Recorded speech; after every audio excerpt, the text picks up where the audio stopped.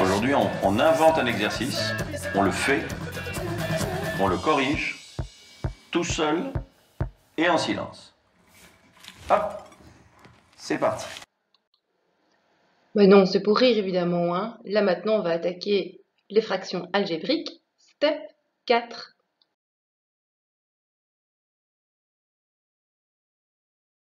Petit topo de la situation. Step 1. On a vu la définition d'une fraction algébrique. On sait identifier ses conditions d'existence et on sait les simplifier. Je rappelle, 3 étapes. Step 2. On a vu comment multiplier des fractions algébriques entre elles et donc forcément les diviser. À nouveau, 3 étapes. Step 3, on a vu comment additionner, donc forcément soustraire des fractions algébriques. Et là, attention, 4 étapes. Nous reste à franchir une dernière étape, et pas la moindre, hein, c'est l'étape des équations fractionnaires algébriques. Petit rappel qui n'en est pas un. Alors, c'est quoi une équation? Une équation, ça n'est rien d'autre qu'une égalité entre deux membres, et dont l'objectif est d'identifier la ou les valeurs de l'inconnu. Alors, on sait déjà énormément de choses, parce qu'on s'est déjà énormément entraîné, et notamment, par exemple, pour les équations du premier degré, où le mode opératoire comptait 4 étapes. J'effectue jusqu'à être bloqué, je fais un tri, je dégage la valeur numérique devant mon inconnu, neutralisation du coefficient, et je symbolise ma solution. Alors, on s'est aussi beaucoup entraîné pour résoudre des équations de degré supérieur à 1, où là, évidemment, 1, il faut d'abord être certain de bien les cibler. Donc, lorsqu'on se retrouve face à ce type d'équation, étape 1, on fait un choix de balancer les termes d'un des côtés de notre égalité. D'accord? Mais tous les termes pour avoir une équation nulle. Quelque chose égale 0 ou 0 égale quelque chose. En deuxième étape, fatalement, on va factoriser. Mais on va factoriser jusqu'au moment où on ne va plus qu'avoir des facteurs de degré 1, afin de faciliter évidemment le modèle de résolution. Troisième étape, on va identifier les valeurs que vont avoir chacune des inconnues présentes dans ces facteurs du premier degré. Et puis enfin, on va solutionner là ou les valeurs potentielles. On a revu aussi les équations dites particulières, celles pour lesquelles il n'y a pas de solution, on appellera ça des équations impossibles, et celles pour lesquelles il y a des tas de solutions. On appellera ça des équations de type indéterminé. Alors, j'ai mis un exemple ici. Alors, comment est-ce qu'on les repère, ces deux-là? Parce que c'est souvent la question et c'est souvent le piège. Eh bien, je vais repérer une équation impossible quand, dans votre mode opératoire, vous allez avoir, à un moment donné, vos inconnues qui se neutralisent complètement. Donc, elles disparaissent. Et vous vous retrouvez devant une espèce d'aberration mathématique, comme ici, en dernière ligne, j'ai 0 égale moins 1. Mais non, 0 ne peut pas être égal à moins 1, c'est pas possible. Eh bien, comment allez-vous conclure la solution de cette équation? C'est qu'il n'y a pas de solution. Donc ici, on va utiliser le grand S égale avec les accolades et le vide à l'intérieur de celle-ci, symbolisant en fait ensemble vide, c'est-à-dire qu'il n'y a pas de solution. Donc soit vous placez deux accolades vides, soit vous pouvez utiliser l'autre option, c'est d'écrire cette espèce de petit rond barré signifiant ensemble vide. Mais pas un mix entre les deux, hein. Moi j'avais tendance à le faire aussi, donc il faut quand même éviter. Alors, soit nous avons des équations dites indéterminées, c'est-à-dire que c'est tellement indéterminé qu'on a le choix de prendre tout ce qu'on veut. Non, on va symboliser la solution comme étant l'ensemble R, puisque c'est l'ensemble avec lequel on travaille. Donc ici, vous n'allez pas tomber sur une aberration mathématique, vous allez tomber sur quelque chose qui est toujours vrai. Donc, c'est-à-dire que dans votre processus, vous allez voir que tout se neutralise, mais tellement tout se neutralise qu'il ne reste plus rien. Donc moi, j'ai laissé la ligne 10 égale 10, mais je pourrais les neutraliser aussi. Et donc, je vais tomber sur 0 égale 0. Ouais, mais ça, c'est toujours vrai. Et donc, finalement, Là, comment je vais conclure mon raisonnement? Eh bien, grand S égale, et le fameux R double barre. R double barre, symbole de l'ensemble des réels. Eh bien donc voilà, maintenant il ne nous reste plus qu'à voir un type d'équation, c'est les équations fractionnaires algébriques. Alors qu'est-ce que c'est? On va partir d'un exemple, ça va être plus parlant. Alors, imaginez 3 sur 2x moins 2 est égal à 2 sur 2 moins 3x. Alors, ceci, c'est bien une équation fractionnaire algébrique. Pourquoi? Eh bien, vous ciblez au niveau des dénominateurs qu'il y a présence d'inconnus. D'accord? Or, ici, vous savez très bien qu'au niveau des dénominateurs, lorsqu'il y a une inconnue, dans un premier temps, quand on était dans du numérique, je vous disais, application de la loi fondamentale des proportions. C'est pas pour rien, ça va intervenir maintenant. Alors, comment va-t-on procéder pour résoudre une équation fractionnaire algébrique? Vous allez voir que ça n'a rien de compliqué. Donc, vous avez tout en main afin de bien comprendre ce qui va suivre. Donc, première étape. La première étape, comme vous avez la présence d'inconnus au niveau de votre dénominateur, vous êtes obligé d'identifier les conditions d'existence de chacune des fractions présentes dans votre équation. Et donc, qu'est-ce que vous allez enclencher comme première étape de résolution? Fameux petit signe d'équivalence, vous allez factoriser numérateur et dénominateur. Mais attention, il y a deux zones. Hein. Il y a la zone de résolution et il y a la zone où vous allez mettre vos conditions d'existence. Donc, dans votre zone de résolution, vous factorisez à fond jusqu'à avoir du degré 1. Sur le côté, au frigo, dans votre zone de travail, vous allez placer vos conditions d'existence. Vous revenez dans votre mode de résolution. Deuxième ligne d'équivalence, on ne sait jamais qu'il y ait lieu de simplifier fraction par fraction. Si c'est le cas, bien sûr, vous le faites.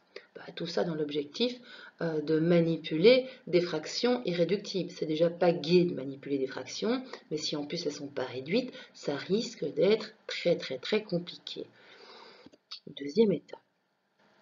La deuxième étape, ça va être de manipuler l'écriture de votre équation afin d'obtenir une égalité entre deux fractions, une égalité entre deux rapports. Donc là, qu'est-ce que vous allez faire? Eh bien, vous allez réinjecter tout ce que vous maîtrisez sur le calcul fractionnaire algébrique et tout votre savoir-faire au niveau des neutralisations de termes. Donc je neutralise un terme en lui ajoutant son opposé. Donc vous allez vous apercevoir que de temps en temps, vous allez devoir additionner des fractions entre elles, et donc évidemment en appliquant ce qui a été vu avant. Mais alors de temps en temps, il sera peut-être plus judicieux de transférer une fraction. Et comme vous transférez un terme, vous le transférez avec son signe évidemment opposé. Et donc vous le voyez ici juste en dessous, j'ai mis un exemple d'égalité entre deux fractions, égalité entre deux rapports. Par exemple, 1 sur 5 moins x est égal à 5 sur 2x moins 1. Vous allez me dire, mais tout ça pourquoi? Alors, il ne faut pas oublier que généralement, on n'aime pas travailler avec des fractions. Donc, ce qu'on va faire, c'est essayer de ne plus travailler avec des fractions. Et donc, de neutraliser ces foutus dénominateurs. Et donc, c'est exactement ce qu'on va faire en étape 3, puisqu'on va appliquer la formule magique des proportions, la loi fondamentale des proportions. Et qu'est-ce qu'elle dit, celle-là? Elle nous dit le produit des extrêmes est égal au produit des moyens. Oui, mais une fois qu'on va réaliser ce produit, le problème des dénominateurs, il est éliminé. Et donc, mon problème de fraction est éliminé aussi, puisque je ne vais travailler qu'avec des termes qui seront entiers. Donc, magnifique. Une fois que j'en suis là, je vais pouvoir évidemment, pas résoudre, calculer jusqu'au moment où je vais être bloqué. Enfin, vient le processus de résolution. Donc ici, vous allez devoir résoudre avec flair, évidemment, parce que soit vous allez avoir des équations dites du degré 1, il y a un certain mode opératoire à ce moment-là, soit vous allez avoir des équations de degré supérieur à 1. Et donc là aussi, vous allez devoir adopter le mode opératoire. Une fois que c'est fait, vous allez donc pouvoir dégager différentes solutions potentielles. Potentielles, c'est pas sûr. Il faut contrôler. Alors, comment vous allez contrôler? Vous allez contrôler si parmi vos solutions potentielles, il n'y aurait pas des agents doubles, il n'y aurait pas des doublons. D'accord? Donc là, vous allez ressortir ce que vous avez mis au frigo, c'est-à-dire vos CE, et vous allez voir s'il n'y a pas de répétitions. Parce que fonction de celle-ci, soit ce sera feu rouge, soit ce sera feu vert. Alors, feu rouge, c'est à quel moment? Le feu rouge, c'est lorsque il y a la présence d'agents doubles. Ça veut dire que vous repérez que vous avez la valeur numérique que vous venez d'identifier grâce à votre résolution, mais qui est présente dans vos conditions d'existence. Là, c'est un problème. Ça veut dire que vous ne pourrez pas prendre cette valeur parmi vos solutions. D'accord? Par contre, les autres, si elles ne figurent pas dans les CE, vous pourrez les recopier dans votre solution finale. Par contre, si vous voyez qu'il n'y a pas de doublon, il n'y a pas d'agent double, alors là, tout est OK. Ça veut dire que les valeurs ou la valeur que vous aurez identifiée après la résolution, eh bien, pourra se trouver dans vos solutions finales. C'est parti, on est prêt pour résoudre des équations algébriques fractionnaires. Alors, étape numéro 1. Identification des CE. Donc, vous voyez ici que c'est une équation algébrique qui se compose de 3 fractions. Alors, je vais factoriser à fond numérateur et dénominateur. Numérateur, j'ai du bol, il n'y a rien à faire. Et là, je ne dois factoriser que le dénominateur de la fraction présente dans le deuxième membre. Grâce à ça, je fais ma petite zone de travail sur le côté dans laquelle je vais insérer mes conditions d'existence, c'est-à-dire que les valeurs à exclure pour les dénominateurs sont moins 1 et 1. Donc ça, c'est ce que je mets au frigo pour le moment. Je vais quand même checker ici s'il n'y a pas lieu de simplifier et il n'y a pas lieu de simplifier ces fractions, donc ça va rester tel quel. J'en ai fini avec l'étape 1. Étape 2. Étape 2, je vais devoir manipuler l'écriture de mon équation afin d'obtenir cette fameuse égalité entre deux fractions. Or, ici, regardez un petit peu. Vous avez une fraction, deux fractions, trois fractions. Donc, ça n'est pas une égalité entre deux rapports. Donc, qu'est-ce que je peux faire ici? Alors, qu'est-ce que je peux faire? Je vois que dans le deuxième membre, j'ai une fraction qui a pour dénominateur un produit remarquable, le carré d'une différence. Bon, elle, je ne vais pas y toucher parce que ça va être compliqué.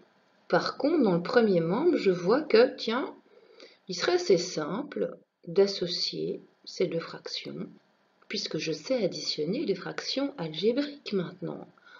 Donc, c'est vers ça que je vais me diriger. Je mets tout sous une grande barre de fractions. Le dénominateur commun, il est easy à identifier, c'est juste le produit de x moins 1 par x plus 1. Reste à rééquilibrer maintenant mon super grand numérateur. Donc je vais avoir 1 fois x plus 1 pour respecter l'équilibre, plus 2 fois x moins 1. Alors j'en ai pas fini parce que maintenant évidemment je vais devoir réduire ce nouveau numérateur. Et donc ici, je me retrouve avec 3x moins 1 sur le produit de x moins 1 par x plus 1. Donc ça, c'est la première fraction qui est égale à ma deuxième fraction, 1 sur x moins 1 élevé au carré. L'objectif est donc atteint. J'ai bien mon égalité entre deux rapports. Et donc ça, c'est juste génial parce que grâce à ça, je vais pouvoir passer non seulement à l'étape 3, mais surtout appliquer ma formule magique. C'est-à-dire que ici, je vais multiplier 3x moins 1 par le carré de x moins 1, et donc évidemment, je vais devoir effectuer le produit remarquable, et je vais multiplier 1 par le produit de binôme conjugué. Et donc, fatalement, à l'étape suivante, je vais devoir donner la différence entre deux carrés, puisque c'est elle que je vais manipuler. Donc, c'est ce que j'écris ici. Première bulle, vous voyez bien que j'ai effectué le carré de la différence. J'ai bien mon TCP avec le double produit négatif. Et de l'autre côté, j'ai ma différence entre deux carrés. Là, évidemment, j'ai plus de fractions, donc je peux y aller. J'effectue membre à membre jusqu'au moment où je suis bloqué. Et donc, je me retrouve avec dans le premier membre 3x³ moins 7x carré plus 5x moins 1 est égal à x carré moins 1. Je passe maintenant à la quatrième étape. Quatrième étape, c'est résoudre. Alors, j'observe. J'ai réécrit la ligne de l'étape numéro 3 où j'ai effectué jusqu'au moment où je suis bloqué. Quand j'analyse cette équation, clairement, je ne suis pas dans du premier degré. Je suis dans une équation de type degré supérieur à 1. Donc, étape 1, quand je suis dans ce processus-là, c'est de rendre l'équation nulle. Mais je vois que je peux simplifier moins 1 avec moins 1. Et donc, je vais aller transférer ce x carré dans le premier membre. Et ainsi, je vais avoir le premier membre égal à 0. Je réduis. Et donc, je me retrouve avec ce trinôme de degré 3 égale 0. Alors, c'est un trinôme. Je dois factoriser. La factorisation impose que d'abord, je factorise par mise en évidence. Or, ici, je peux mettre x en évidence. Alors, ça me dégage une piste dans la parenthèse ou pas. J'ai 3x carré moins 8x plus 5. Est-ce que j'ai du bol? Est-ce que c'est un TCP? Non, j'ai pas de bol. Bon, c'est peut-être un trinôme somme produit alors. Non, ça peut pas. Il y a un 3 devant le x carré. Non, j'ai vraiment pas de bol sur ce coup-là. Solution ultime, hashtag Horner. Petite zone de travail sur le côté. Bon, je regarde mon terme indépendant, c'est plus 5. J'envisage d'abord le diviseur le plus simple. Donc, je vais envisager la valeur numérique 1. Et là, j'ai l'hypo, ça me donne 0. Donc, grâce à ça, je peux dégager le diviseur exact. Comme la valeur numérique, c'était 1, ça veut dire que mon diviseur exact, ça va être x moins 1. Reste à trouver maintenant mon troisième facteur. Je dis bien troisième parce que, attention, il ne faut pas oublier le x qui était tout devant, celui qu'on a mis en évidence.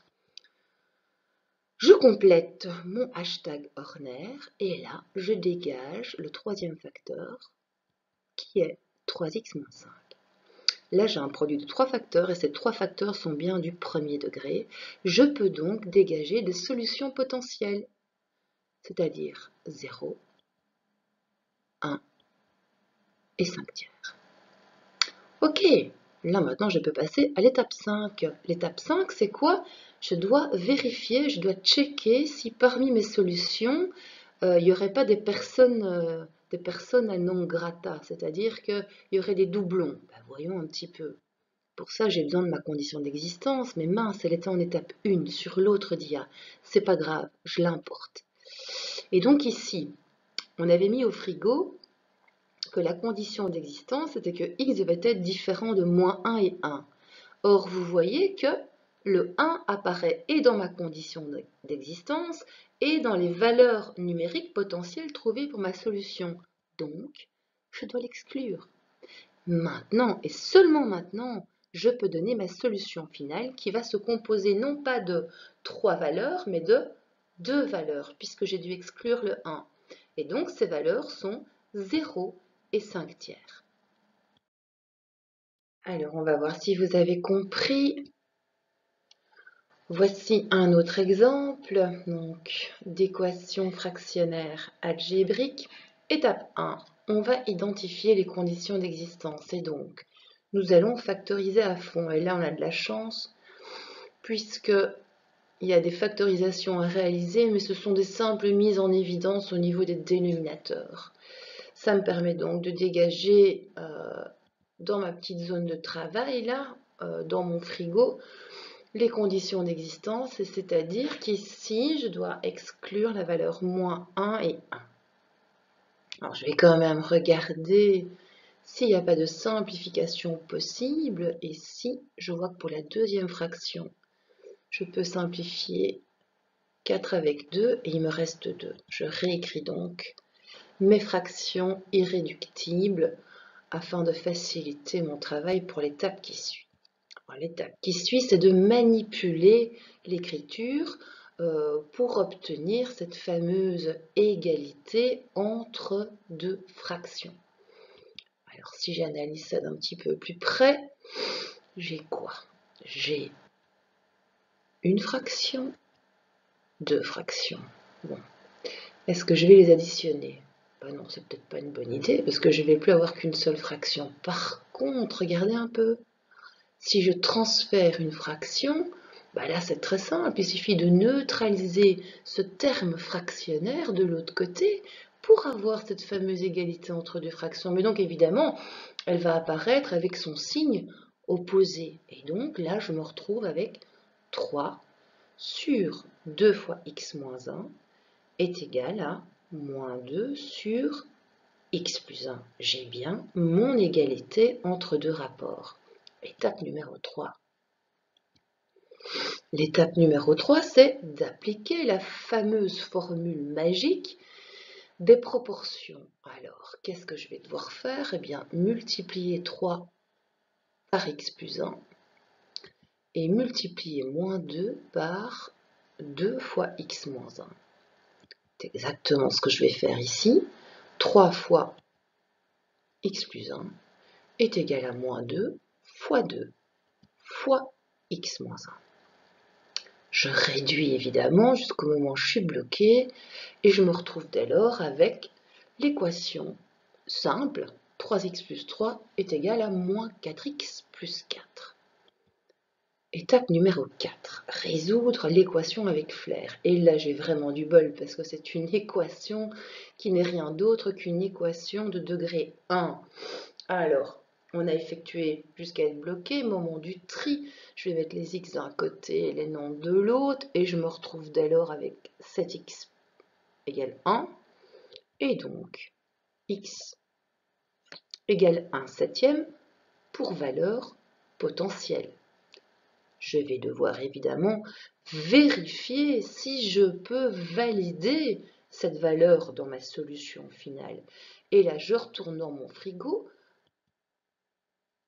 et je m'aperçois qu'elle n'apparaît pas du tout dans mon listing de conditions d'existence et je peux dès lors symboliser ma solution finale par un septième. Allez, plus qu'un petit dernier effort, c'est le dernier exemple, mais qui va aller très très vite parce qu'il est super facile, mais il faut que j'en parle quand même. Alors, vous devez résoudre cette équation algébrique fractionnaire, donc étape 1, identifier les CE. Donc c'est parti pour la factorisation. Et ici, il n'y a qu'une facto à réaliser au niveau du dénominateur de votre deuxième fraction. On a mis en évidence le facteur 4. Ce qui me permet de dégager dans ma zone de travail la condition d'existence pour cette équation, c'est que x doit être différent de moins 2. Donc ça, je le mets au frigo pour le moment.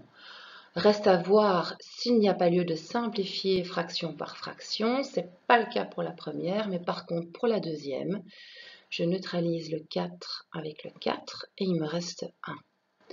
Je réécris chacune de ces fractions sous sa forme irréductible parce que ça va évidemment faciliter mon étape numéro 2. Étape numéro 2, c'est manipuler l'écriture pour avoir cette fameuse égalité entre deux fractions.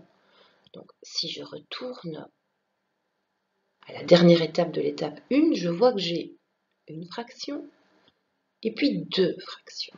Donc, il suffirait tout simplement de transférer ici cette fraction de l'autre côté de l'égalité afin d'obtenir cette égalité entre deux rapports.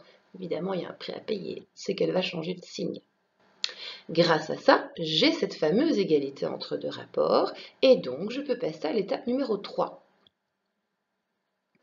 Appliquer la formule magique des proportions et effectuer membre à membre jusqu'à être bloqué. Évidemment, ça c'est dans l'objectif de ne plus travailler avec des dénominateurs, hein. Donc si on analyse d'un peu plus près cette fameuse égalité entre deux fractions, là j'observe un truc, j'observe qu'en fait ces fractions ont le même dénominateur. Et ça c'est juste génial parce que j'ai pas besoin de faire produit des extrêmes égale produit des moyens, puisque de toute façon, ça va se neutraliser. Et donc, je retombe sur une équation toute simple du premier degré, c'est-à-dire 3x plus 1 est égal à moins 1. Je peux donc passer à l'étape numéro 4, qui est de résoudre cette équation qui n'est rien d'autre qu'une équation du premier degré. Et donc là, c'est très simple. Je vais donc avoir 3x égale moins 2. J'isole x en neutralisant le facteur 3 et je me retrouve avec la valeur moins 2 tiers, valeur potentielle. On ne sait pas. Il va falloir qu'on aille retirer évidemment la valeur qu'on avait mise au frigo au niveau de la condition d'existence. On va checker. Pas de problème, je peux tout à fait considérer cette valeur. Enfin, je vais pouvoir écrire ma solution finale comme étant moins 2 tiers. Voilà, on en a fini.